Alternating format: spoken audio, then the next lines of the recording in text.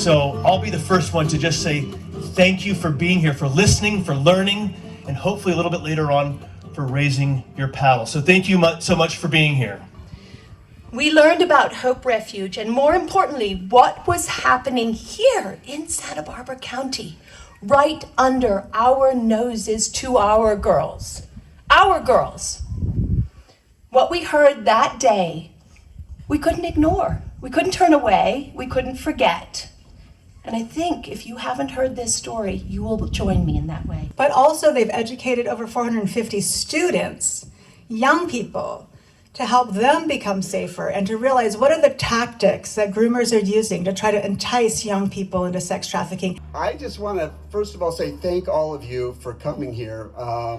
It's just amazing to see the support and the community gather together just to rally around helping these girls. What is our mission? I think our mission is really obvious, is we just want to serve more girls, you know, and we just feel that the way to getting there is the infrastructure.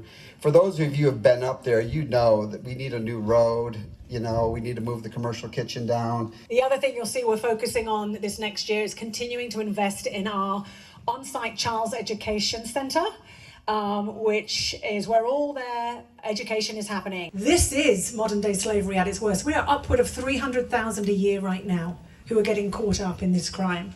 This is the fastest growing criminal industry in the USA.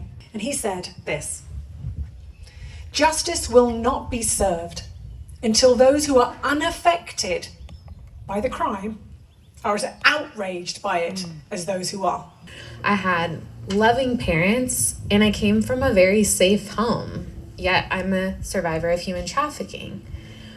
That sense of worth was taken from me when I was about 11 years old, and I was sexually molested by a friend's older brother. Drugs and alcohol were the very thing that left me vulnerable to my first trafficker. My first trafficker, I was 18 years old, and I thought that I was in a romantic relationship with this person.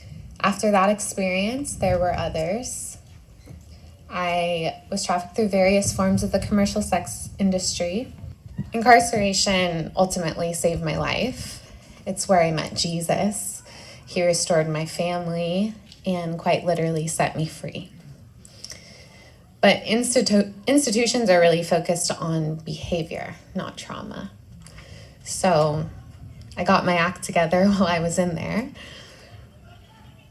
But when I came home, I had a lot of things left to unpack. Imagine if I had a Hope Refuge.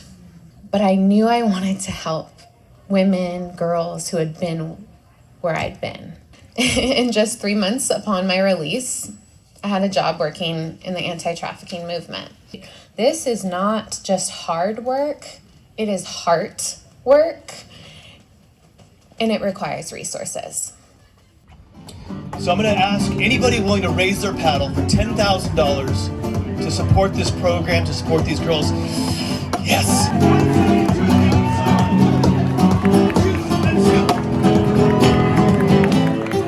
We thank you for the privilege of being able to know them and learn from these resilient, shining ones.